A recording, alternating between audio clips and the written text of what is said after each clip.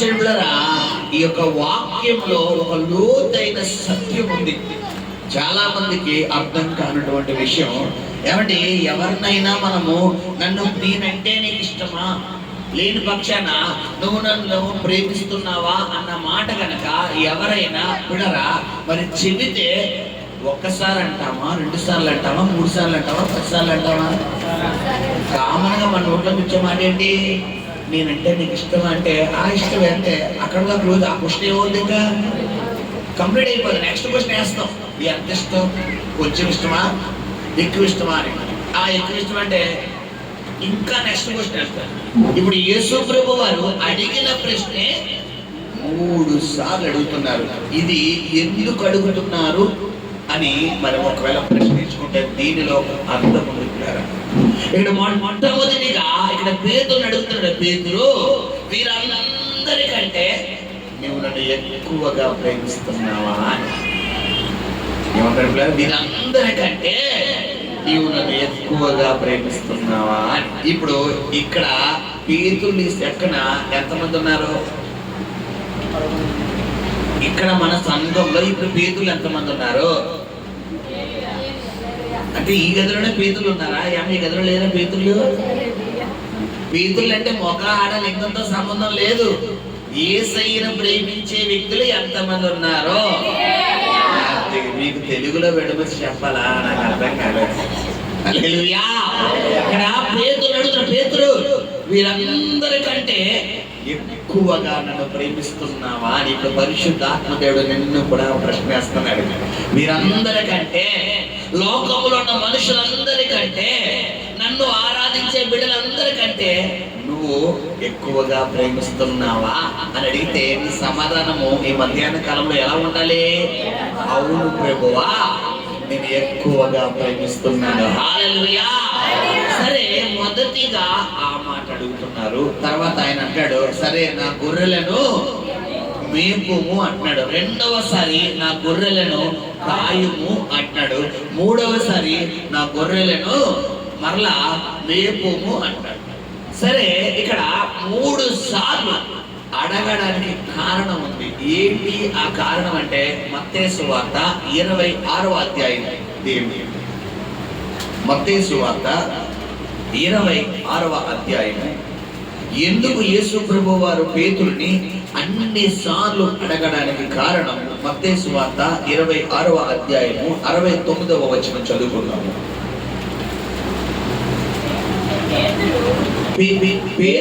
పేతురు వెలుపటి ముంగిట కూర్చుని ఉండగా ఒక చిన్నది అతని యొద్దకు వచ్చి నీవును గలిలయుడవు యేసుతో కూడా ఉంటివి కదా అనెను. అందుకతడు నేనుండలేదు, నీవు చెప్పు సంగతి నాకు తెలియదని అందరి ఎదుట అనెను. అతడు నడవలోనికి వెళ్ళిన తరువాత మరి ఒక చిన్నది అతన్ని చూచి వీడును నజరేయుడగు యేసుతో కూడా ఉండేనని అక్కడి వారితో చెప్పగా అతడు ఒట్టు పెట్టుకొని నేనుండలేదు, ఆ మనిషిని నేను ఎరుగని మరలా చెప్పెను.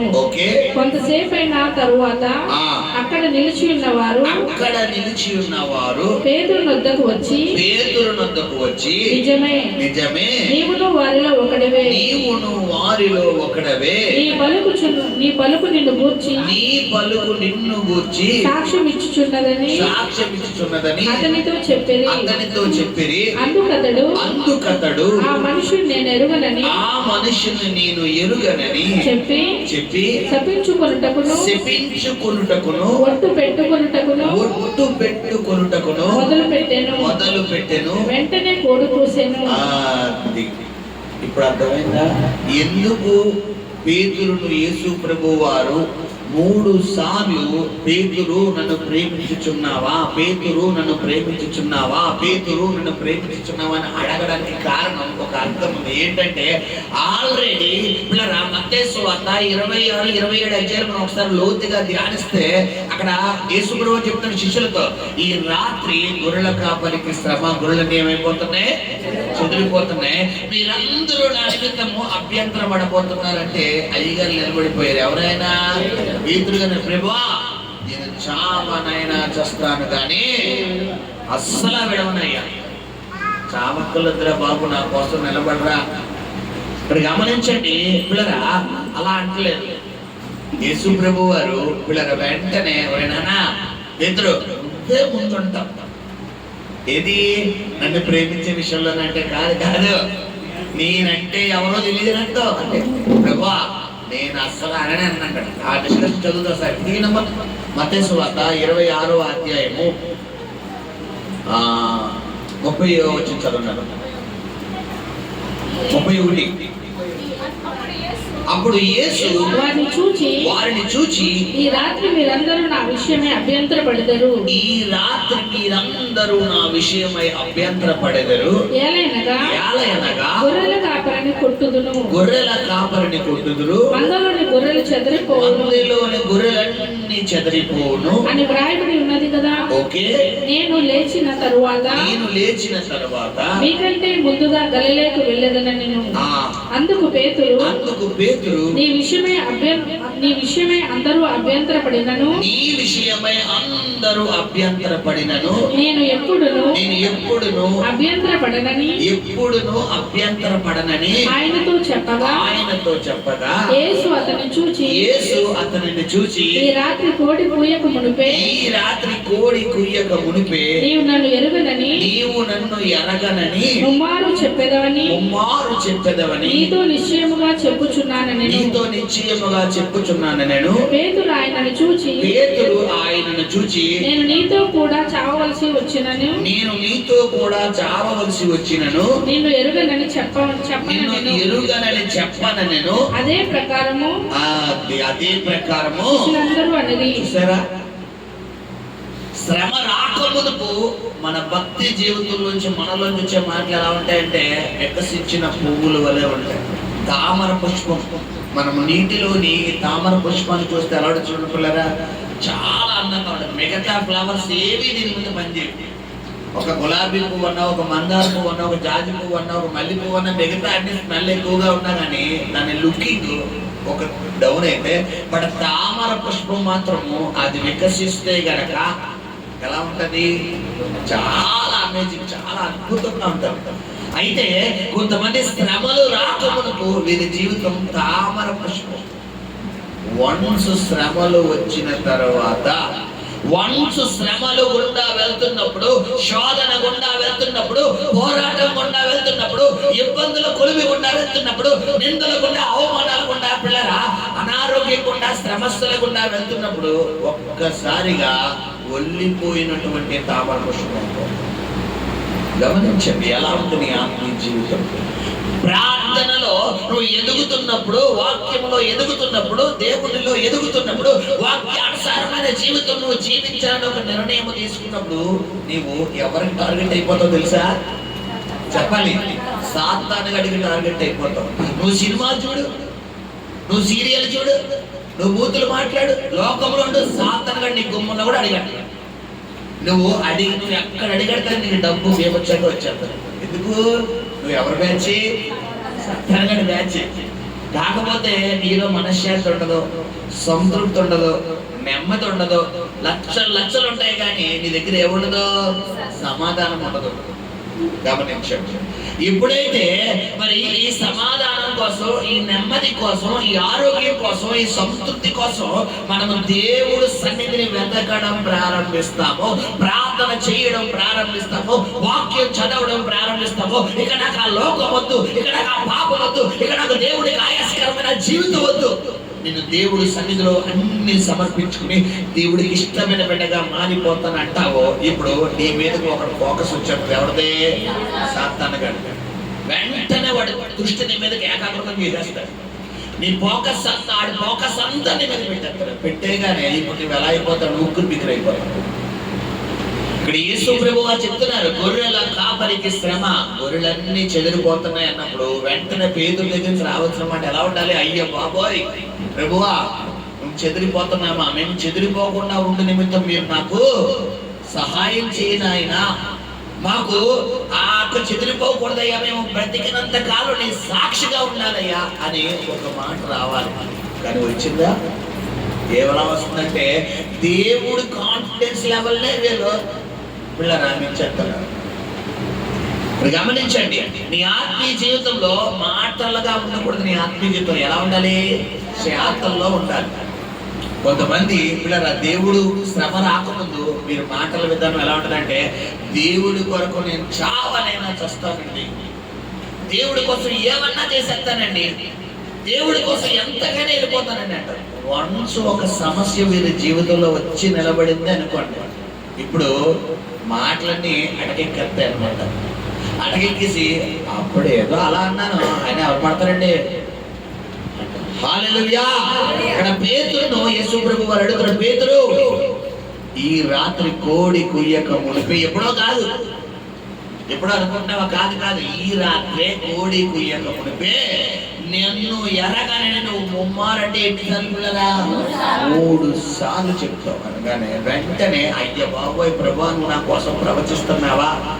నేను అటువంటి దౌర్భాగ్య స్థితిలోకి వెళ్ళిపోకూడదు ప్రభువా. మనుషులందరూ నన్ను వదిలేసినప్పుడు నా మట్టుకు నేను చేపలు పట్టుకుంటూ మరి అందరి చేత వెలివేయబడే స్థితిలో ఈ రోజు నాకు కనపరిచింది నువ్వే నాయన. అందరూ వదిలేస్తే ఈ రోజు పేతురు గారు ప్రైజ్ లాటండి అని అందరూ నా పేరు పక్కన గారు పెట్టి నన్ను రెస్పెక్ట్ చేస్తున్నారంటే దానికి కారణం నువ్వే ప్రభువా. ఈ రోజు అందరూ వదిలేసినటువంటి నా జీవితాన్ని మరి తలకు మూలరాయిగా చేసింది నువ్వేనయ్యా అని పిల్లరా పేతురు దేవుడి సన్నిధిలో ప్రాధేయపడి పశ్చాత్తాపడి, ప్రభువా నేను తప్పిపోకుండా ఉండే నిమిత్తం నాకు సహాయం చేయవా అని అడిగితే వేరేలా ఉంది. కానీ అలా అడుగుతున్నాడా? కాన్ఫిడెన్స్ లెవెల్ ఎలా ఉంది? దేవుడి కంటే ఓవర్గా ఉంది. మన విశ్వాసం పిల్లరా తగిమాత్రపు విస్తరణ అంటే తగుమాత్రం విశ్వాసంగా ఉండాలంటే దేవుడి దగ్గర ఎలా ఉండాలంటే మన ఒక లెవెల్లో ఉండాలి మన విశ్వాసం. శృతి మించిపోకూడదు. కొంతమందికి ఓవర్ చేస్తారు లేదా లిమిట్, అతిష్ట ఉండకూడదు అనామృష్టి ఉండకూడదు. కొంతమందికి అయితే విశ్వాసమే ఉండదు. చేస్తారంటారా, జరుగుతుందంటారా, అవుతుందంటారా, వస్తుందంటారా, అన్ని క్వశ్చన్లే. వీళ్ళ జీవితంలో అన్ని ప్రశ్నలే. ఒక ప్రశ్న అంతకు వీళ్ళు ముందు పెట్టాలన్నమాట. లేని పక్షాన లేదండి దేవుడు మామూలుగా ఉండడు చేసేస్తాడు. అయ్యో బాబాయ్ ఒక్క సోదరు వచ్చి నిలబడింది అనుకోండి, ఏదో అన్నాను పరిస్థితి చెప్తే ఎలా ఉంది, అవుతుందా, ఒక్కసారిగా ఆత్మీయత ఏమైపోతే కొలాప్స్ అవుతుంది. హల్లెలూయా. ఇక్కడ పేతురు ఈ టైప్ ఆఫ్ మెంటాలిటీ. సో గమనించండి, దేవుడు చెప్పనే చెప్పాడు. ఇప్పుడు ఆయన సిలువకు అప్పగించబడిపోయాడు. శత్రువులు యేసు ప్రభు వారిని తీసుకెళ్ళిపోయారు. ఇప్పుడు నెక్స్ట్ ఫోకస్ శత్రువులకి ఎవరి మీద ఉంది? శిష్యుల మీద ఉంది. శిష్యులు కూడా వెతకడం మొదలు పెట్టారు. ఆల్రెడీ ఆయన మరణం ముందుగానే చెప్తున్నాడు, గొర్రెల కాపరి పట్టబడతాడు, గొర్రెలన్నీ చెదిరిపోతాయి, గొర్రెల కాపరికి శ్రమ అని ముందుగానే చెప్తున్నప్పుడు వీళ్ళు ఏం చెయ్యాలి పిల్లరా? ప్రార్థనలో కనిపెట్టాలి. అందుకని ముందు రోజు కూడా గెత్సేమనే తోటలో వాళ్ళని తీసుకెళ్ళిపోయి ఏం చేస్తున్నాడు ఆయన? ప్రార్థనలో కనిపెట్టేస్తున్నాడు. కనిపెడితే ఏం చేస్తున్నారు? సూపర్గా గొర్రెంటి నిద్రపోతున్నారు. మనం కూడా అంతే, శ్రమలు ఎక్కువైపోతే పిల్లలు ఏం చేస్తాం? శుభ్రంగా పడుకుంటాం. కానీ బైబిల్ ఏం చెప్తుంది? సోదరులు ప్రవేశించక నిమిత్తము వెలుగు కలిగి ప్రార్థించు. నీకు ఇంకా శ్రమ రాకమునిపే నువ్వు ప్రార్థనలో ఉన్నావనుకో, సోదరు రాకముందే ప్రార్థనలో ఉన్నావనుకో, నీ దాకా వచ్చిన శ్రమను దేవుడు రూట్ మ్యాప్ మార్చేస్తాడు. మొత్తం నావిగేషన్ నేను డిస్కస్ మొత్తం డిలీట్ చేస్తాడు. నేను నా మ్యాప్లో ఉన్నవాడు దేవుడు. నేను నా మ్యాప్లో ఉండకుండా ఆ యొక్క రూట్ మార్చేసి నేను సేఫ్ జోన్లో దేవుడు పెట్టేస్తాడు. హల్లెలూయా. కొంతమంది చోట్ల శ్రమ వస్తేనే ప్రార్థన చేస్తారు, శత్రువు వచ్చి మీద పడితేనే ప్రార్థన చేస్తారు, రోగం వస్తేనే ప్రార్థన చేస్తారు, సమస్య వస్తేనే ప్రార్థన చేస్తారు, అనారోగ్యం వస్తేనే ప్రార్థన చేస్తారు, అప్పులు వస్తేనే ప్రార్థన చేస్తారు. ఏమాత్రం బండి సాఫీకి వెళ్ళిపోతుంది అనుకోండి, అమ్మ ప్రార్థన చేసావా? అయ్యా ప్రార్థన చేస్తామంటే ఖాళీ లేదు పాస్టర్ గారు, ఖాళీ లేదు మాస్టర్ గారు, ఖాళీ లేదయ్యా, ఖాళీ లేదమ్మా. నీవు ఖాళీ ఉంటే ఒకలాగా, ఖాళీ లేకపోతే ఒకలాగా కాదు. ఎల్లప్పుడూ ఏం చేయాలని పిల్లరా? దేవుడికి ప్రార్థన చేసేవారిగా ఉండాలి. హల్లెలూయా. ఇక్కడ గమనించండి, మరి అటువంటి సమయంలో యేసు ప్రభు వారు చెప్తున్న మాట ఎప్పుడు నెరవేరింది పిల్లరా? మనం చూసుకున్నాం 26వ అధ్యాయము ఎన్నో వచనమమ్మా? 69వ వచనంలో పేతురంట పిల్లరా మరి చలి కాచుకొనుచుండగా ఒక చిన్నది చూసినాడు. ఏమంటే చిన్నపిల్ల చూసిందా, పెద్ద పిల్ల చూసిందా? చిన్న పిల్ల అంటే మన మాస్టర్ చెప్పాలి, మన బ్లెస్సీ లాంటి వయసు అమ్మ. ఒక 11-12 సంవత్సరాల పిల్ల, 11-12 సంవత్సరాల పాప పిల్లరా ఎవరు చూసిందంట? పేతురుని చూసింది. పేతురుని చూసి, మీరు పేతురు కదా, యేసయ్యతో కూడా పక్కనే అత్తమాను యేసయ్య పక్కనే రైట్ హ్యాండ్ లో ఉండేవారు కదా, మీరు అత్తమాను యేసయ్యతో తిరిగేవాడు కదంటే, ఇప్పుడు ఈ వ్యక్తి ఎవరు చెప్పిన మాట జ్ఞాపకం చేసుకోవాలి? చెప్పాలి. యేసయ్య ఆల్రెడీ మాట్లాడే కదా, నీవు నన్ను ఎరగవని ముమ్మారు పలుకుతావు అన్న మాట. అమ్మ బాబు, నిన్న రాత్రి కదా దేవుడు చెప్పాడు, నిన్నే కదా దేవుడు చెప్పాడు, పొద్దునే కదా దేవుడు చెప్పాడు, నువ్వు నన్ను ఎరగవని అంటావని. ఈ అమ్మాయి నన్ను అడుగుతుందంటే, అవునమ్మా నేనే, ఏంటి అని అంటే, అన్న చంపేత్తరాలో చెప్పాలి, చంపరు. కానీ పేతురు ఏం చేస్తున్నాడు? చిన్న పిల్లకి ఏమైపోతున్నాడు? భయపడిపోయి ఆయన ఎవరో నాకు తెలియదు అంటాడు. రెండవసారి కూడా, మరొకసారి కూడా చిన్న పిల్లనే పంపిస్తున్నాడు. రెండోసారి కూడా ఆయన ఎవరో చూడలేదంట. మూడోసారి ఇంకా డెప్త్కి వెళ్ళిపోతాడు. ఏంటంటే ఆయన శుద్ధించుకుంటూ ఒట్టు పెట్టిన నా మీదొట్టు, ఆయన ఎవరో నాకు తెలియదు, ఆయన ఎవరో నాకు తెలియదు, నేను తనను తిట్టుకుంటున్నాడంట, శపించుకుంటున్నాడు, ఒట్టు పెట్టుకుంటాడు. ఈ మూడింటిలో ఒక లోతైన అర్థం శ్రద్ధగా ఆలోచించండి. హల్లెలూయా. చూడండి, మనం సర్వసాధారణంగా బాహ్య లోకంలో కొన్ని మాటలు మనం పలికేస్తాం, తెలుసు కదా. చాలా మందికి తెలియని యొక్క అర్థాన్ని ఈరోజు ప్రభు మీతో మాట్లాడుతున్న శ్రద్ధగా వినండి. చాలా మంది కూడా సాధారణంగా వారి జీవితంలో ఒక శ్రమ అనేది రాగా, ఒక శోధన అనేది రాగా, ఒక కష్టం అనేది రాగా, ఒక ఇబ్బంది అనేది రాగా, మీరు నోట్లోంచి ఎలాంటి మాటలు వస్తాయంటే, ఇక జన్మలో నా బ్రతుకు మారదు, ఇక జన్మలో నేను బయటికి లేవలేను, ఇక జన్మలో ఈ అప్పుల నుంచి నేను బయటికి రాలేను, ఇక జన్మలో నాకు ఈ రోగం తగ్గదు, ఇక జన్మలో ఈ సమస్య నుంచి నేను విడుదల పొందలేను, ఇక జన్మలో నాకు ఈ కార్యము జరగదు. హల్లెలూయా. ఏమంటే ఇక జన్మ అంటే ఇప్పుడమ్మా ఈ జన్మ స్టార్టింగ్ ఎండింగా, లేదంటే 1 సంవత్సరమా? చెప్పాలి. జన్మ అంటే ఒక మనిషి 1 ఉంటుందా 100 ఉంటుందా? చెప్పాలి. ఇప్పుడు జన్మలోనూ అవ్వదు అంటే దేవుడేమో రేపే చేద్దాం అనుకుంటాడు. నువ్వు దేవుడికి ఎలాంటి క్రియ పెట్టావు? చెప్పాలి శబ్దంగా, జన్మలో నాకు ఈ కార్యం అవ్వదు. ఇప్పుడు ఆయన కార్యం వచ్చి దగ్గరే నిలబడింది, నువ్వు ఆయనకు ఒక పెద్ద బార్గెట్ పెట్టేసావు. ఆ బార్గెట్ మరి నువ్వు పెట్టుకుంటేనే అవుతుంది, ఆయన పెట్టడం. ఏమంటే మాస్టర్ గారు, ఆ బార్గెట్ దేవుడు కూర్చోచ్చు కదంటే కాదు. స్పిరిచువల్ లోకంలో కొన్ని టర్మ్స్ అండ్ కొన్ని నియమ నిబంధనలు ఉన్నాయి. మీకు అర్థమయ్యే భాషలో చెప్పాలనుకుంటే, ఈ లోకంలో కొన్ని చట్టాలు ఉన్నాయి. ఏమండి, నాకు రివాల్వర్ అంటే ఇష్టం, గన్ అంటే ఇష్టం కదా అని చెప్పి రోడ్డు మీద గన్ ఎత్తుకుని తిరిగాననుకోండి, పోలీసుడు వచ్చిన తీసుకెళ్ళి ఏం చేస్తాడు? జైలు వేస్తాడు. నేను ఎవరిని చంపలేదు, నాకు గన్ అంటే ఇష్టం, నేను గన్నించుకుని నేను కూడా పోలీసుని అవుతానని చెప్పి డిషు డిషు డిషు డిషు అంటే ఎలా అంటానని చెప్పి గన్నించుకులా అన్నా. లేదా నాకు కత్తి పట్టుకోవడం ఇష్టం, కత్తించుకుని రోడ్డు తిరుగుతాడు, పోలీసుడు ఏం చేస్తాడు? జైలే కట్టాడు. ఎందుకు? గన్ను ఉండాలంటే దానికి తగ్గ లైసెన్స్ కూడా ఏముండాలి మన దగ్గర? ఉండాలి. అది కూడా జన సంచరణ అంటే పిల్లలు ఎలాంటి ప్రాంతంలో మరి వాడాలంటే అలాంటి ప్రాంతంలోనే ప్రమాదాలు ఎక్కువగా ఉన్న స్థలంలోనే గన్న వాడాలి. సాధారణంగా మనలాంటి సొసైటీలో ఎలాంటి సమాజంలో గన్న వాడేవా అనుకో, నేను తీసుకెళ్ళి ఏం చేస్తారు?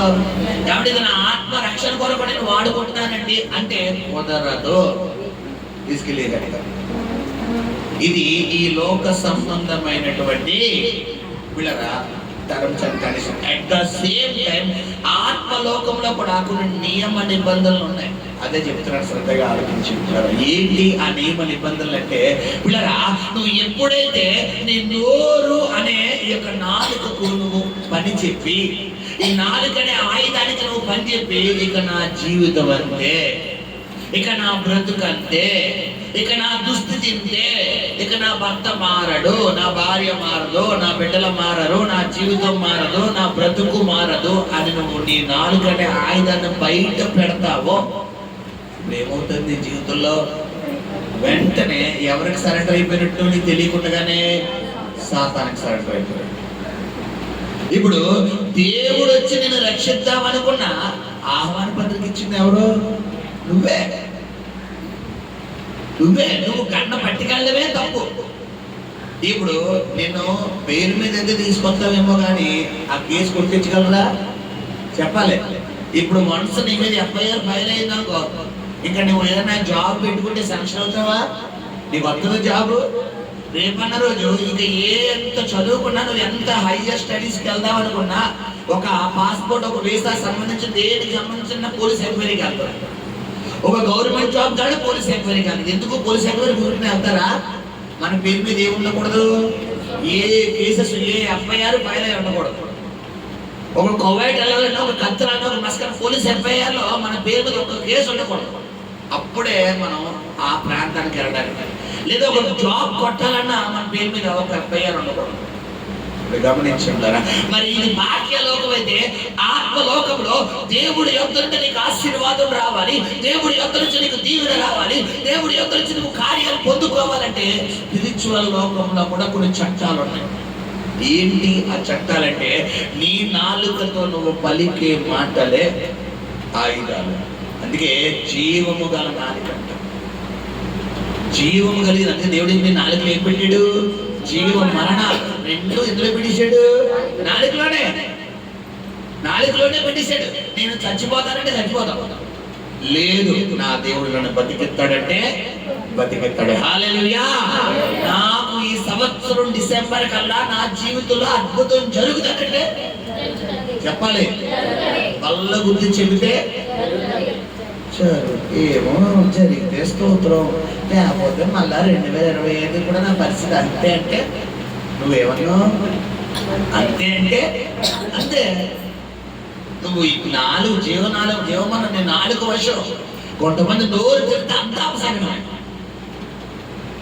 అపశకనం, నోరు తెరిస్తే చాలు అన్నీ జరుగుతుందంటావా, వద్దదంటావా, అవుతుందంటావా, మారుతుందంటావా, తీరుతుందంటావా, తగ్గుతుందంటావా? వీళ్ళ నోట్లో మామూలు కాదు, ఇంత కేజీ సిమెంట్ ఎట్టేది. మామూలు సిమెంట్ కూడా కదా, నాగాల్సిన సిమెంట్ అంటారు నోట్లో. 4 అడ్డుకోవాలి. ఇక్కడ గమనించుకుంటారు ఎలా ఉంది మన ఆత్మీయ జీవితం. నీకు తెలియడం లేదు సహోదరుడా. నీ నాలుకతో నువ్వు ఏది పలికితే అది జరుగుతుంది. ఆ విషయం నీకు తెలుసా? నేను జీవమును మరణమును నీ నాలుకలో పెట్టి ఉన్నాను దేవుడు. జీవము మరణము కలిగింది నీ నాలుక. నీవు బాహ్య లోకంలో ఈ నాలుకతో ఏదైతే పలుకుతున్నావో అది స్పిరిచువల్ లోకంలో సేవ్ అయిపోతుంది. ఈ స్పిరిచువల్ ఎవరికి తెలుసు? అక్కడ యేసయ్యకి తెలుసు కాబట్టి ఇప్పుడు అక్కడ అడుగుతున్నాడు, ఏ నోటితో అయితే యేసయ్య ఎవరో నాకు తెలియదు అన్నాడు, అదే నోటితో యేసయ్య ఇక్కడ ఏం చెప్పిస్తున్నాడు? నేను యేసయ్యను ప్రేమిస్తున్నాను. 1 సారి 2 సార్లు 3 సార్లు అక్కడ ఎందుకు పేతురు యేసు ప్రభు వారు అడుగుతున్నారు? పేతురుకి అర్థం కావట్లేదు. మూడోసారి అంటే చూడు అది ఏముంది? 3 సారి వ్యసనపడి అంటే ఏంటి? నీకు తెలియదా? చివరికి ఎలా అన్నాడు? నీకు తెలుసు కదా బ్రో, నీకు తెలుసు కదా అని సార్ అంటే ఆ ఇద్దరికి షార్ట్ టెంపర్ ఎక్కువ. కొంతమంది చూడండి, 1 సారి అడిగామనుకోండి, ఓకే 2 సారి ఎన్నిసార్లు చెప్పాలంట, చెప్పిందోసారి అర్థం కాలేదు, 2 సారి చెప్పి ఏమైంది? అంత టెంపరా? 2 సార్లు టెంపరా? బిడ్డరా, సాత్వికులు ధన్యులు, వారు భూలోకమును స్వతంత్రించుకుందురు. 1 సారి కాదు 100 సార్లు చెప్పొచ్చు. అన్నాడు నా అమలాపురం నుంచి ఒక సహోదరు నాకు ఫోన్ చేశాడు. ఓ సహోదరు ఫోన్ చేస్తే మరి కరెక్ట్గా నాకు అస్సలు ఖాళీ లేదు. ఫోన్ పొద్దున్న కరెక్ట్గా 7:15 గంటలకు స్టార్ట్ అయిన నా ఫోన్ పరిచర్య రాత్రి 11:30 వరకు అవుతానే ఉంది. ఓ పక్కన ఫోన్ పరిచర్య, ఓ పక్కన ఇంట్లో పరిచర్య, వాకింగ్ పరిచర్య, నా పర్సనల్ పరిచర్య, అన్ని పరిచర్యలే ఇక్కడ. అలా చేసుకుంటానే ఉన్నాను పిల్లరా. మరి ఓ పక్కన అన్నగారింటికి కోడలికి వెళ్ళాలి, ఆవిడింటికి టైం అయిపోతుంది, 7:30 కల్లా ఆడికి ఉండాలి. కరెక్ట్గా ఈ లోపల కరెక్ట్గానే ఫోన్ వచ్చింది. ఆ ఫోన్ కూడా ఎమర్జెన్సీ ఫోన్ అనమాట. ఆ కుమార్తెతో మాట్లాడుతున్నప్పుడు ఆ కుమార్తె నాతో అన్న ఒక మాట ఏంటంటే, పాస్టర్ గారు మీకు చాలా ఓపిక ఎక్కువండి. అంటే అమ్మాయి ఏమైంది ఇప్పుడు అంటే, డ్రైవింగ్ చేస్తూ కూడా నాతో మాట్లాడుతున్నారు ఏంటండి అంటే. సాధారణంగా డ్రైవింగ్ చేస్తూ హెడ్ ఫోన్ పెట్టుకుని మాట్లాడతాం, ఎవరైనా ఫోన్ చేతులు పెట్టుకుని మాట్లాడతారా? పైగా నేను అంత నేరేంటి లాలసీరు హైవే అనమాట. మా అమ్మాయి ఎలా ఉంటుంది, తేడాగా ఉంటే నాకు తేడా అయిపోతుంది. స్పీకర్ ఆన్ చేసి పై జేబులో పెట్టుకుని ఫోన్ స్పీకర్ పైకి పెట్టుకుని ఇలా పెట్టుకుని ఇలా చూసుకుని చూసే వాళ్ళు అందరూ నన్ను ఇలా చూస్తున్నారు. ఇక్కడ ఎందుకు మాట్లాడతాను, తర్వాత ఈరోజు మాట్లాడలేక అమ్మాయితోని తన సిచ్యువేషన్ ఎలా ఉంది, అక్కడ సివియర్గా ఉంది. నేను కనుక ఆ టైంలో ఆ కుమార్తెతో మాట్లాడకపోతే పొద్దునగా అమ్మాయి పరిస్థితి ఏమైపోతుంది. అలాగే నేను ఇక్కడ కోట నేను క్యాన్సిల్ చేసుకోలేను. ఇక మొత్తానికి అయిపోయిన టైంలో ఇక అక్క ఇంట్లోకి వచ్చేసాను, అన్నకి ఇంట్లోకి వచ్చాను. కరెక్ట్గా ఆమెతో ఫైనల్ మాటలు మాట్లాడుతున్నప్పుడు ఇంక ఇంట్లో అడుగుపెట్టి బయటే నిలబడి, అక్క కూడా ఇక్కడ ఉన్నారు కదా, బయట నిలబడి ఆవిడతో ఒక 5 నిమిషాలు మాట్లాడితే ఆవిడ లాస్ట్ ఫైనల్ మాట, చాలా థ్యాంక్స్ మాస్టర్ గారు, ఇప్పుడు నా హృదయం చాలా హ్యాపీగా ఉందండి అని. హల్లెలూయా. ఇప్పుడు ఓపెన్ అంటే చాలా మందికి ఉండకూడదు, ఉన్నది ఏంటి, పేషెన్స్. అసలు సహనం ఉండదు, అస్సలు సహనం ఉండదు పిల్లరా. ఎంత కోపం, ఎంత షార్ట్ టెంపర్ అంటే ఈజీగా వచ్చేది షార్ట్ టెంపర్. ఇక్కడ గమనించండి, నేను షార్ట్ టెంపర్ ఉండకూడదు, అది కూడా ప్రమాదం. ఎప్పటికైనా నీకు ప్రమాదం తీసుకొచ్చి పెట్టేది. ఇక్కడ పేతురు నన్ను ప్రేమిస్తున్నావా అని అడిగితే మూడోసారి అయ్యగారికి ఏమొచ్చేసింది, వ్యసనం. మామూలు వ్యసనం కాదు, కోపం, మొహం అంతా కారంగా పెట్టేస్తారు కొంతమంది. అప్పుడు దాకా మంచిగా అలా బల్బులాగా 100,000 వాట్స్ ఉన్న బల్బు ఒక్కసారిగా బెడ్ బల్బు తెలియదు అంటే ఈ ఎందుకు అడిగాను రా బాబు, ఇంక జనంలో అడగకూడదురా బాబు అనుకోండి, ఒక్కసారిగా ఫేస్ రీడింగ్ మారిపోద్ది. బైబిల్ ఏం చెప్తుందిరా, యేసు ప్రభు వారి దగ్గర పేతురు వచ్చి, ప్రభువా నా సహోదరుడు తప్పిదం చేస్తే ఎన్నిసార్లు క్షమించమంటావు? 7 సార్లేనా అంటే, అయ్యగారు లెక్కేంటి 7 సార్లు అంటే ఏంటి?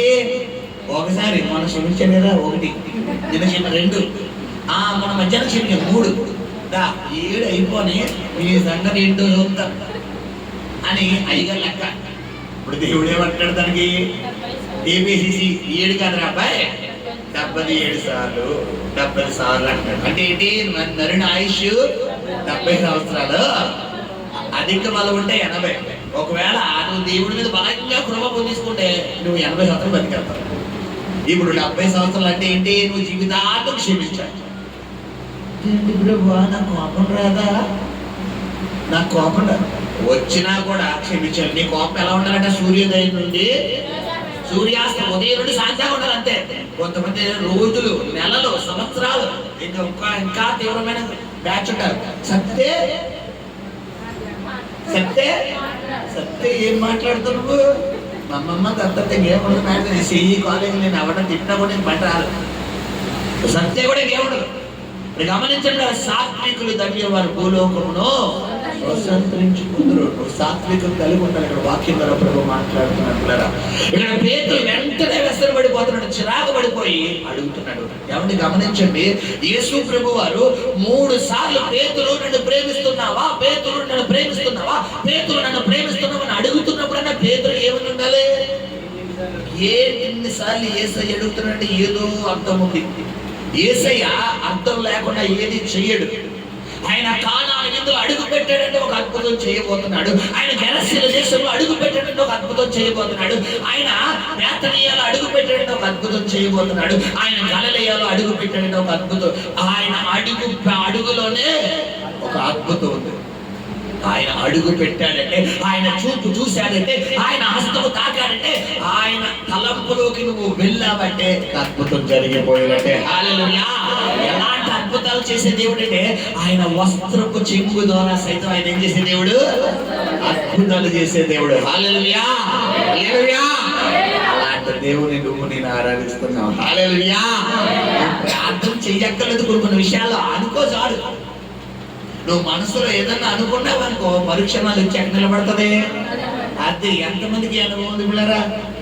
తిండి దగ్గర, వస్త్రాల విషయంలో కొన్ని విషయాల్లో మనసులో అనుకున్నావు అనుకోండి, వచ్చి నీ ముందు నిలబడు. ఇంకా నువ్వు నోరు తెరవక ముందు వచ్చి నీ ముందు నిలబడిపోయి చెప్పు అన్నట్టు ఉంటావు. ఇప్పుడే అనుకున్నాను ఈ లోపులో అంటారు. హల్లెలూయా. నా జీవితంలో అలా అయితే కుప్పలు కుప్పలైన సాక్ష్యాలు ఉన్నాయి. ఒకటి కాదు, రెండు కాదు. ఒక తినే తిండి దగ్గర నుంచి కట్టుకునే వస్త్రాల వరకు పిల్లరా జస్ట్ మనసులో అనుకుంటే చాలు. ఎప్పుడు ఇలాంటి కార్యాలు మన జీవితంలో జరిగితే తెలిసే పిల్లరా, ఆయన హృదయాన్ని మీద ఆధారపడిపోవడం, ఆయన హృదయం మీద ఆధారపడిపోవాలి. ఇప్పుడు పేతురు యేసు ప్రభు వారు 3 సార్లు అడుగుతున్నారంటే, ప్రభువా నువ్వు ఇన్నిసార్లు అడుగుతున్నావంటే నేను ఎక్కడో రాంగ్ చేసినట్టున్నాను అని ఆలోచనలోకి వెళ్ళిపోయి కొంచెం నెమ్మదిగా చెప్తే వేరేగా ఉండదు. కానీ పేతురు 3 సార్లు ఏం చెప్తాం లేదా, వ్యసన పడుతున్నాడు. ఇప్పుడు మీతో శ్రద్ధగా ఆలోచించండి. చూడండి, మత్తయి సువార్త 26వ అధ్యాయము 19వ వచనం 65వ వచనం చదవండి. అక్కడ 65 69. పేతురు వెలుపట ముంగిట కూర్చుండి ఉండగా అతని యొద్దకు వచ్చి, నీవును గలిలయుడవు, యేసుతో కూడా ఉంటివి కదా అనెను. అందుకతడు ఇప్పుడు నేను ఉండలేదు అంటే, ఇప్పుడు ఎవరిని అడగనని చెప్తున్నాడు పేతురు. ఇప్పుడు దీనికి సమాధానం అంటే ఆల్రెడీ ఇది ఏ లోకంలో పేతురు చెప్పాడు, వాక్య లోకంలో పలికేశాడు. అంటే రేపు పొద్దున్న పేతురుకు దేవుడు పరలోక తాపు చేతులకు ఇద్దామనుకున్నాడు. పేతురు, నువ్వు బండ మీద కట్టుతావు నా ఇల్లు, నీ ఇల్లు పునాది ఎక్కడ ఉండదో ఇసుక మీద ఉండదు, బండ మీద కడతావు. నేను చేపలు పట్టే పేతురు కాదు, మా మనుషులు పట్టే జాలరుగా చేయబోతున్నాను అన్నాడు. ఇన్ని వాగ్దానాలు ఆల్రెడీ ఎవరికి ఇచ్చేసాడు దేవుడు, పేతురుకి ఇచ్చాడు. ఆల్రెడీ దేవుడు పేతురు అకౌంట్ లో అమౌంట్ వేసి రెడీగా ఉంది. ఇప్పుడు సెండ్ అనే బటన్ కొట్టడమే ఆలస్యం. ఆల్రెడీ దేవుడికి ఆశీర్వాదాలు రెడీగా ఇచ్చేసాడు. 2025 జనవరి నెల 1వ తారీఖు రావడమే ఆలస్యం. ఆల్రెడీ నీ అకౌంట్ లో పడడానికి రెడీగా ఉన్నాయి, నీ అకౌంట్ లో ఆశీర్వాదాలు పడడానికి రెడీగా ఉన్నాయి, నీ కుటుంబంలో సమాధానం రావడానికి రెడీగా ఉంది, నీకు ఆరోగ్యం రావడానికి రెడీగా ఉంది. బట్ ఇక్కడ పేతురును ఒప్పింప చేయాలి. ఇక్కడ ఎవరు ఒప్పింప చేయాలి? పేతురును ఒప్పింప చేయాలి. హల్లెలూయా. మనం చూసుకుంటే యోహాను సువార్త 21వ అధ్యాయంలో పేతురును అడుగుతున్నాడు. అపోస్తలుల కార్యాలు 2వ అధ్యాయంలో పెంతెకోస్తు అనబడిన దినమున మేడ మీద గదిలో వారు ప్రార్థించుచుండగా అగ్ని వంటి నాలుకలుగా విభాగింపబడి, ఏ నాలుకతో అయితే పేతురు యేసును ఎరగనన్నాడో అదే నాలుకతో యేసయ్యను ప్రేమిస్తున్నానన్నాడు. ఏ నాలుకతో అయితే యేసయ్య తెలియదన్నాడు అదే నాలుకతో యేసయ్యను ప్రేమిస్తున్నాడు. ఏ నాలుకతో అయితే తనను తను ఒట్టు పెట్టుకుంటూ క్షమిస్తున్నాడు అదే నాలుకతో యేసయ్య ప్రేమిస్తున్నాడు ప్రేమిస్తున్నాడు ప్రేమిస్తున్నాడు. అదే నాలుక మీద పరిశుద్ధాత్మ నాలుకలు దిగి వచ్చి అగ్ని నాలుకలుగా విభాగింపబడి వాక్శక్తిని అనుగ్రహించిన కొద్దీ అన్య భాషలు మాట్లాడసాగిరి. అపోస్తలుల కార్యాలు 2వ అధ్యాయం చివరి వచనంలో చూసుకుంటే పేతురు నిలబడి బోధిస్తున్నప్పుడు 5,000 మంది ఒక్క దెబ్బకు రక్షించబడ్డారు. హల్లెలూయా. ఇది ఎవరి స్కెచ్? అది ఎవరి స్కెచ్? సాతాను స్కెచ్. పేతురుని ఏం చేద్దామనుకున్నాడు? సాతాను గాడు నరకానికి తీసుకెళ్ళిపోదాం అనుకున్నాడు. యేసయ్యని అడుగు అడుగు అడుగు, యేసయ్య అంటే తెలియదని చెప్పు, చెప్పు చెప్పు చెప్పు చెప్పు చెప్పు, యేసయ్య అంటే తెలియదని చెప్పు, ప్రార్థన చేయని చెప్పు, వాక్యం చదవడం చెప్పు. ఇక నేను ప్రార్థన చేయను, నాకేం జరిగిందని నేను ప్రార్థన చేయ, నాకేం జరిగింది? యేసయ్యతో కూడా తిప్పుకున్నాడు 3.5 సంవత్సరాలు, ఆయన కూడా తిప్పుకున్నాడు. చివరికి నాకు ఏం పట్టింది? చెప్ప పట్టేసింది. ఆయన ఏమో తీసుకెళ్ళిపోయాడు. ఇప్పుడు మమ్మల్ని ఏం చేసేద్దాం అనుకుంటున్నారు? వాళ్ళు చంపేద్దాం అనుకుంటున్నారు, మమ్మల్ని చంపేద్దాం అనుకుంటున్నారు. అమ్మా, నేను చంపేసే బలమైతే ఎప్పుడు చంపేద్దాం దేవుడు? ఎప్పుడో చంపేద్దాం. నువ్వేమంటే అభిమానం చచ్చిపోతా చచ్చిపోతా, వంటలో దూకేస్తా, ఒంటరిగా ఉంటే ప్యానం లేదా ట్యాబ్లెట్లు లేదా పిచ్చి. నేను ఓడితో పలికే మాట జీవమరణాలు, జాగ్రత్త. ఏం మాట్లాడుతున్నాను? నేను నోటితో ఏది పలకాలో అదే పలకాలి. గమనించిన పిల్లరా, అపోస్తలుల కార్యాలు 2వ అధ్యాయంలో ఆల్రెడీ పేతురుకి ప్లాట్ఫామ్ సిద్ధపరిచేసాడు దేవుడు. మొట్టమొదటి అపోస్తలు ఎవరక్కడ? పేతురే. పేతురు నీడ ద్వారా అద్భుతాలు, పేతురు మాట ద్వారా అద్భుతాలు, పేతురు స్వస్థత ద్వారా అద్భుతాలు, పిల్లల పేతురు ద్వారా ఎన్నో గొప్ప కార్యాలు చేస్తున్నాడు దేవుడు. పేతురు చూసి దెయ్యాలు కేకలేసేస్తున్నాయి. ఇవన్నీ దేవుడి దగ్గర నుంచి వస్తున్నాయి. నెక్స్ట్ పేజీలో ఉన్నాయి. మన బుక్ ఉంది, ఈ బుక్ లో నెక్స్ట్ పేజీలో ఏం రాయబడితే మనకు తెలుసమ్మా? ముందు పేజీయే తెలుసు తప్ప నెక్స్ట్ పేజీ ఏమిటో మనకు తెలుసా? మన బుక్ లో నెక్స్ట్ పేజీలో ఏం రాయబడి ఎవరికి తెలుసు? అది రేపు పొద్దున్న ఏం చేయాలో ఆయన తెలుసు. అది నీకు చెప్పాలంటే ఈ రోజు నువ్వు ఎక్కడ వంగాలి? అది నువ్వు దేవుడి సన్నిధిలో వంగకుండా నేను ప్రార్థన చేయను, నేను వాక్యం చదవను, నేను చర్చికి రాను అన్నావే అనుకో, నీ జీవితం ఫ్రంట్కి వెళ్దాం, అక్కడ ఆగిపోదు. ఇక్కడ పేతురు పిల్లరా యేసయ్య అడుగుతున్నాడంటే ఏదో ఒక అర్థం ఉందని, అవునయ్యా ప్రేమిస్తున్నాను, అవునయ్యా ప్రేమిస్తున్నాను. ఇక్కడ సాతాను గడికి మండిపోతుంది, మామూలు కాదు, ఒంటి నిండా మంటలు వచ్చేస్తున్నాయి. అయ్యో బాబోయ్, యేసయ్య సిలువకి వెళ్ళిపోయాడు, నెక్స్ట్ అపోస్తలుడుగా పేతురు లేపబడబోతున్నాడు, నాకు మ్యాటర్ లీక్ అయిపోయింది కాబట్టి అక్కడ యేసయ్యని లేపేశాను, ఇక్కడ పేతుని కూడా లేపేద్దాం అనుకుని పేతులతో ఏం పలికించేశాడు సాతానుగాడు? అబద్ధం పలికించాడు. ఇప్పుడు అబద్ధానికి జనకుడు ఎవరు? సాతాను. ఇప్పుడు అప్పుడు దాకా యేసయ్య కుమారుడుగా ఉన్నటువంటి పేతుడు ఎవరు కుమారుడుగా మారిపోయాడు? సాతాను కుమారుడుగా మారిపోయాడు. ఇప్పుడు సాతాను కుమారుడుగా మారిపోవడం అంటే సాతాను చేతుల్లోకి పేతురు జీవితాన్ని పెట్టేశాడు. ఇప్పుడు పేతురు జీవితాన్ని సాతాను చేతుల్లోకి పెట్టేయడం ద్వారా ఇప్పుడు యేసయ్య దానికి పేతురు పట్ల నెరవేరుతుందా? చెప్పాలి, చెప్పాలి, శ్రద్ధగా ఆలకిస్తున్నారా? నెరవేరుతుందా? నీ నోటితో నువ్వు జీవమన్నాలు ఉన్నప్పుడు నీ నోటితో నువ్వు మరణమే పలుకుతూ నా జీవితం ఇంతే, నా బ్రతికింతే, నా పరిస్థితి ఇంతే, నాకు ఇక అప్పులు తీరవు, ఈ రోగం తగ్గదు, ఈ సమస్య తీరదు, నా భర్త మారడు, నా భార్య మారదు, నా బిడ్డలు మారడు, నా పరిస్థితి మారదు, నా జీవితం ఇంతే ఇంతే ఇంతే నువ్వు పలకడం వల్ల ఆయనేమో రేపొద్దున నీకు ఆశీర్వాదం స్టార్ట్ చేసి ఉంచాడు, రేపొద్దున నీకు దీవెన స్టార్ట్ చేసి ఉంచాడు, రేపొద్దున నీకు అద్భుతం స్టార్ట్ చేసి ఉంచాడు. తెల్లవారితే చాలు నీ జీవితంలో ఒక గొప్ప సూర్యుడు ఆయన ఉదయిద్దాం అనుకుంటాడు. ఈ రోజు ఏం చేస్తున్నావు నువ్వు? రేపటి గురించి నువ్వు ఆలోచించకుండా ఈ రోజు నా బతికితే అయిపోయింది, ఇంకేం లేదని ఎందుకు పలికాడు. ఇప్పుడు చెప్పాలి, మన నాలుగులో మామూలు పవర్ ఉందా, బేపక్షణ పవర్ ఉందా? అది కాబట్టి ఈ రోజు నాలుగు ఏం చేయాలి? జాగ్రత్తగా పెట్టుకోవాలి. ఏది పలకాలో అదే పలుకు. నోరు ఉంది కదని మాట్లాడే, నోరు ఉంది కదని మాట్లాడే నీ జీవితాన్ని అక్కడ పేదలు ఏం చేస్తారా? తనను తాను చెప్పించుకుంటూ ఒట్టు పెట్టుకుంటాడు. ఒట్టు పెట్టుకోవడం ఎలాంటి ప్రమాదం? బైబిల్ ఏం చెప్తున్నాడు? ఒట్టు పెట్టుకోకూడదా? పెట్టవచ్చుగా? పెట్టుకోకూడదు. అంటే ఇప్పుడు దేవుడు ఆజ్ఞలకు వ్యతిరేకంగా వెళ్ళిపోతున్నాడు. గమనించండి, మన జీవితంలో మన కోపం వచ్చినప్పుడు మనం ఏం చేస్తామో మనకే తెలియదు. కొంతమందికి కోపం స్తుతి మించిపోతే ఏం మాట్లాడుతున్నారో కూడా తెలియదు. ఒక దేవుడి బిడ్డగా, ఒక దేవుడి కుమారుడుగా నిన్ను నువ్వు తగ్గించుకుని నీలో నువ్వు తగ్గిపోయినప్పుడు నీ నోట్లోంచి ఏం మాట్లాడతాయో నీకు తెలుసు. ఆ ఆత్మ నీలో ఉన్నప్పుడు నేను జాగ్రత్తగా చూసి చేస్తాడు. వన్స్ నీలోంచి పరిశుద్ధాత్మ చెప్తాడు, అభిషేక్ అలా మాట్లాడతాను కానీ వెంటనే ఏమైపోవాలి? సైలెంట్ అయిపోవాలి. అలా ముందు ప్రభువా నేనంటే ఏంటో తీరిపోవాలి అన్నాను అనుకో, ఆయన ఏమైపోతాడు? సైలెంట్ అయిపోతాడు. ఆయన సైలెంట్ అయితే ఒకటి లైఫ్ ఇచ్చాడు, ఆడి పేరేంటి? సాతాన్.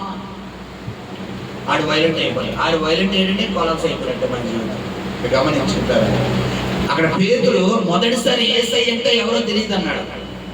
ఇక్కడ అదే యేసయ్య ఏ నోరో అదే నోటితో పేతురు నిన్ను ప్రేమిస్తున్నావా అంటే అవునయ్యా నేను ప్రేమిస్తున్నాను అన్నాడు. ఇక్కడ ఈ రాత్రిగా ఈ మధ్యాహ్న కాలంలో ప్రభు నిన్ను కూడా అడుగుతున్నాడు, ఎంతమంది యేసయ్యని ప్రేమిస్తున్నారు? హల్లెలూయా చెప్పాలి. ఎంతమంది యేసయ్యని ప్రేమిస్తున్నారు? చెప్పాలి. ఎంతమంది యేసయ్యని ప్రేమిస్తున్నారు? చూడకపోయినా సేపై కట్టాలి. యేసయ్య ఎంతమంది ప్రేమిస్తున్నారు?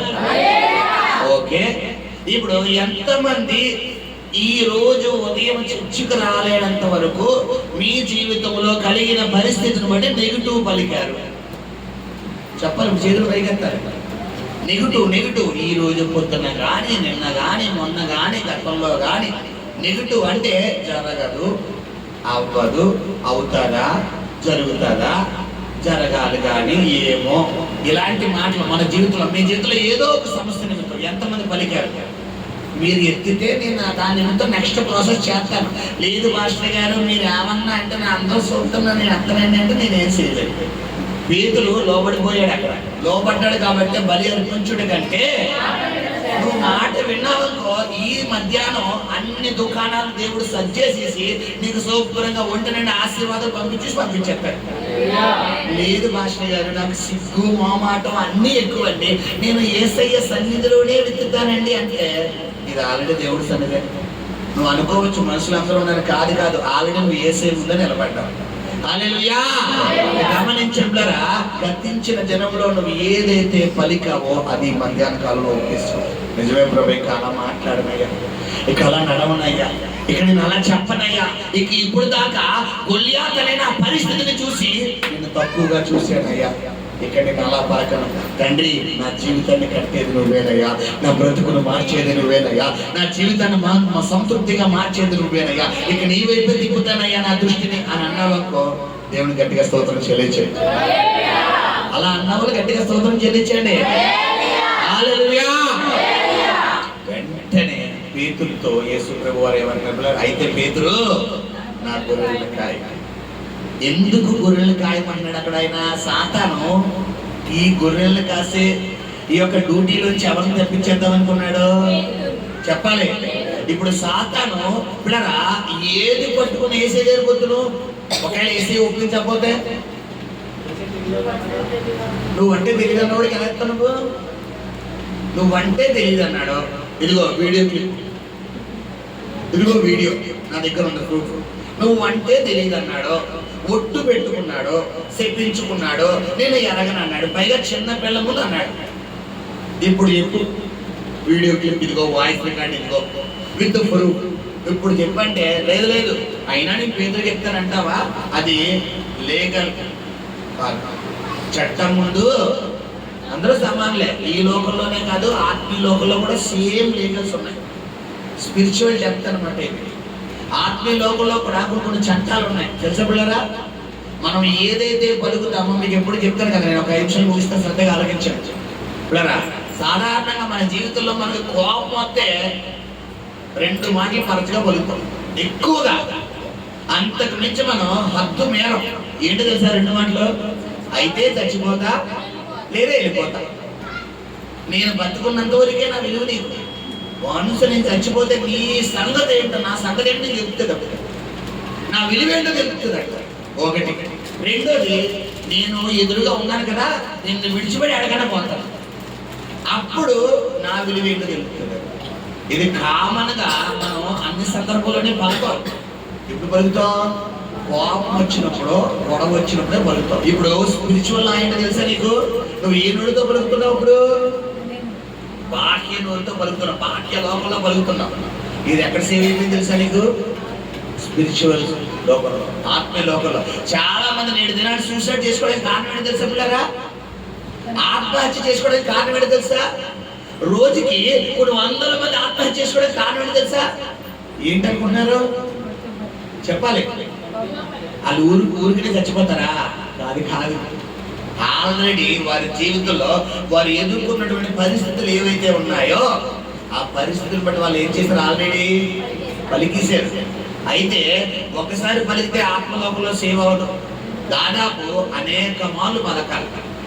అనేక మార్లు పలికితే పిల్లరా, విషయం ఎలాగైతే పిల్లరా అమితంగా తీసుకుంటే చచ్చిపోతామో, మన నోటితో కూడా అమితంగా మరి ఇక్కడ బతికితే కొంతమంది చూడండి, నోరిపితే అన్ని శాపాలతో కూడిన మాటలే. నోరిపితే సైతాన్ని చెప్పలేక, సైతానికి అమ్మమ్మ తాతయ్య, అమ్మ నాన్న కూడా కాదు, ఏ సైతాన్ని ఏంటి తెలుసా? ఇక జన్మలో మారండి మాస్టర్ గారు. కొంతమంది భార్యలు నాకు ఫోన్ చేస్తారు, అమ్మా మీ భర్త మారుతాడమ్మా నేను రాత్రి. మీరు అంత చెప్పండి మాస్టర్ గారు, నా భర్త మారుతాడు. ఎవరితో మాట్లాడుతున్నావు? ఒకసారి ఆలోచించు. జీవము కలిగిన దేవుడి సేవకుడితో మాట్లాడుతున్నావు, దేవుడి సేవకుడితో మాట్లాడుతున్నావు. ఒళ్ళు దగ్గరెట్టుకుని మాట్లాడాలి. మీరంతా చెప్పండి మాస్టర్, నా భర్త మారు. నీలో ఆ ఇగోడు చంపేస్తే అప్పుడు భర్త మారుతాడు. నీలో ఇగోడు చంపేస్తే అప్పుడు నీ భార్య మారుతుంది. నీలో ఇగోడు చంపేస్తే అప్పుడు నీ జీవితం మారుతుంది. ఇప్పుడు పుట్టించిన దేవుడికి నువ్వు ఏమేస్తున్నట్టు? కౌంటర్ వేస్తాడు. దేవుడికి కౌంటర్ వేస్తే మనకి కౌంటర్ ఉండదు. అర్థమైందా పిల్లరా? మనం సాధారణంగా దేవుడికి ఏమి వేయకూడదు? కౌంటర్ వేయకూడదు, డైలాగ్ వేయకూడదు. ప్రభువా, పరో హృదయాన్ని కట్టిపరచువాడు ఎవడు? పరో హృదయం దయతో నింపువాడు ఎవరు? ఆయనే. నీ భర్త ఒకవేళ హృదయం ఇప్పుడు దాకా కట్టు అయిపోయిందేమో, ఇక నేను మారను, వెన్ని చెప్పును మారను. ఆయన గనక తలుచుకుంటే రాత్రికి రాత్రే దయతో నింపేస్తాడు. హల్లెలూయా. నేను ఎందుకు నా భార్యను బాధపడుతున్నాను, నేను ఎందుకు నా భార్యను బాధపడుతున్నాను, చాలా తప్పు చేశాను ఇప్పుడు దాకా, ఇక నేను ఈ తప్పు చేయకూడదని రాత్రికి రాత్రే కనుక దేవుడు మార్చాడు అనుకో, ఇప్పుడు ఎలా ఉంటుంది నీ జీవితం? ఆశీర్వాదకరంగా ఉంటుంది. హల్లెలూయా. కాబట్టి నాలుక వశము జాగ్రత్త సుమా. ప్రభు మాట్లాడుతున్నాడు ఎవరితోనో. నిన్ను నువ్వు శపించుకోకు. నా బ్రతికి ఎందుకు ఎలా తయారైంది, నా జీవితం ఎందుకు ఎలా తయారైంది, నాకు ఎందుకు ఎలాంటి బిడ్డలు పుట్టారు, నాకు ఎందుకు ఎలాంటి భర్త వచ్చాడు, నాకు ఎందుకు ఎలాంటి భార్య వచ్చింది, నాకు ఎందుకు ఎలాంటి జీవితం వచ్చింది, నాకు ఈ ఉద్యోగం పెట్టి, నాకు ఈ ఉద్యోగం అవుతాడు, ఉద్యోగంలో సాటిస్ఫై అవుతుంది తెలుసా, నాకు ఈ బ్రతికి ఎందుకు రా బాబు, అలాంటి ఉద్యోగాలు ఎందుకు వచ్చాడు రా బాబు, నీ నోట్లోనే జీవపడ్డానంటే, ప్రభువా ఈ ఉద్యోగంలో నన్ను సంతృప్తిగా ఉంచుతున్నావయ్యా, మంచి లెవెల్ తీసుకెళ్తున్నావా, నువ్వు పలికితే అదే చెప్తారు. నువ్వు అలా పలుకుతున్నావా, ఏం పలుకుతున్నావు? ఎందుకు వచ్చిన ఉద్యోగం రా బాబా మానేద్దాం అనుకున్నాను, ఇక నాకు ఎక్కడికైనా వెళ్ళిపోవాలి. నువ్వు ఏది పలుకుతున్నావు ఒకసారి ఆలోచించు జాగ్రత్త. ఈ పేతురు మనం చూసుకుంటే 26వ అధ్యాయం మత్తయి సువార్త 69వ వచనంలో 3 సార్లు పలుకుతున్నాడు. 3 సార్లు పలుకుతుంటే అక్కడ యోహాను సువార్త 21వ వచనం 16వ వచనం వస్తే యేసు ప్రభు వారు 3 సార్లు ఒప్పింపజేస్తారు. ఇప్పుడు సాతానికి పేతురుకి బాకీలు ఉన్నాయా? చెప్పాలి. బాకీలు ఉన్నాయా? క్లియర్ చేశారా? ఎవరు క్లియర్ చేశారు? నువ్వు సాతానికి ఇచ్చిన బాకీలు ఈ మధ్యాహ్న కాలంలో యేసయ్య క్లియర్ చేయబోతున్నాడు. అలా చెప్దాం. నీ బాకీలు యేసయ్య క్లియర్ చేయబోతున్నాడు. నీ అప్పులు యేసయ్య క్లియర్ చేయబోతున్నాడు. నీ అప్పులు ఆయన క్లియర్ చేయబోతున్నాడు. నీ సమస్యలు ఆయన క్లియర్ చేయబోతున్నాడు. ఏదైతే ఇప్పటిదాకా నువ్వు పలికావో వాటన్నిటికీ ఈ మధ్యాహ్న కాలంలో యేసయ్య నీ పక్షంగా సాతాను ముందు మాట్లాడబోతున్నాడు. ఇది క్లారిటీ ఇచ్చేసాడు ఆయన. అపోస్తల కార్యాలు 2వ అధ్యాయం వచ్చే వారం ప్రభు మనతో మాట్లాడతాడు. ఇక్కడ ఎలాంటి కార్యం చేసినటువంటి పేతురు జీవితంలో ఎలాంటి అద్భుతం జరిగింది, ఎలాంటి ఆశీర్వాదం జరిగింది. బ్రదరా, దేవుడు పేతురు ఎందుకు ఒప్పింపజేశాడు, అసలు పేతురు ఒప్పింప చేయడంలో ఉన్నటువంటి దేవుడి పరమార్థం ఏంటి, దేవుడి ఉద్దేశం ఏంటి, దేవుడి ప్రణాళిక ఏంటి అనేది వచ్చే వారం చూసుకుందాం. కళ్ళు మూసుకొని ప్రార్థన చేద్దాం. పరిశుద్ధము నమ్మకము